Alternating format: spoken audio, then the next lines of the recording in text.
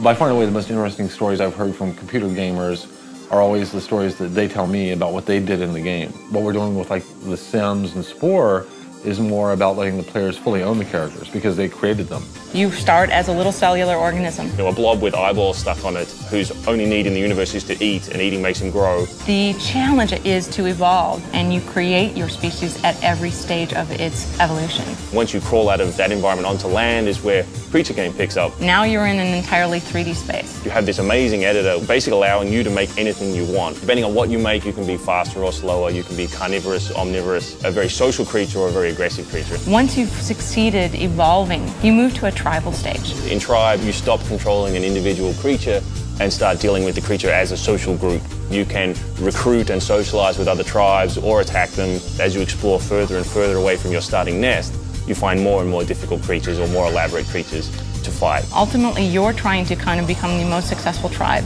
growing your population to the extent that it takes on a culture. Lots of the games let you destroy.